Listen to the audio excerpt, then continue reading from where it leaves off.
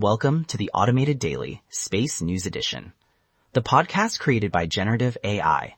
Today, one of the biggest questions in astronomy gets a fresh twist. What if Earth is not a rare accident at all? We will also cover a rare exoplanet discovery, major new satellite launches, the end of a rescue attempt for NASA's Swift telescope, and what to watch in the night sky tonight. This episode is brought to you by Consensus.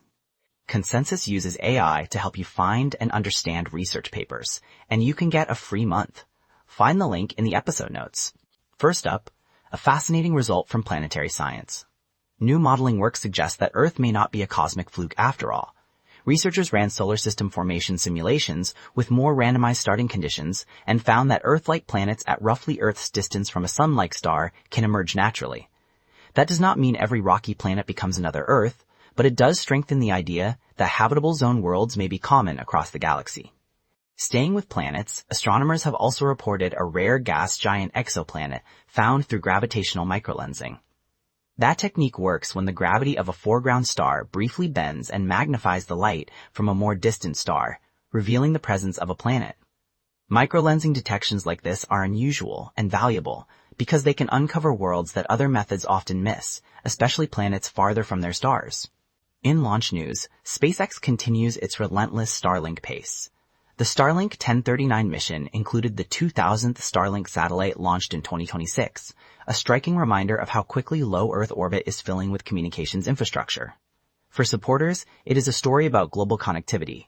For critics, it is also another prompt to think about orbital congestion, debris management, and the changing appearance of the night sky. Rocket Lab also had a notable mission, launching a synthetic aperture radar satellite for Japanese company IQPS. The satellite, called SU Susanoo 2, joins a growing radar constellation designed to image Earth day or night and through cloud cover. That makes these systems especially useful for disaster response, environmental monitoring, shipping, and other applications where timely all-weather data matters. Now for a more sobering update. The attempt to rescue NASA's Swift space telescope has been called off after the servicing spacecraft ran into control problems that made a safe capture impossible.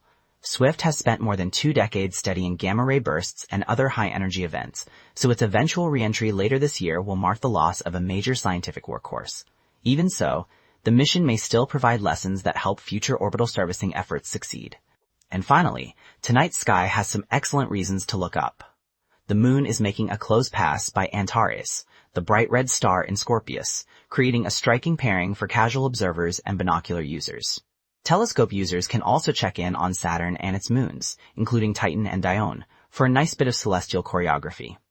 And if you are planning ahead, a deep partial lunar eclipse is coming later this month. Thanks to our sponsor, CrispCall. CrispCall provides agentic cloud telephony for modern businesses.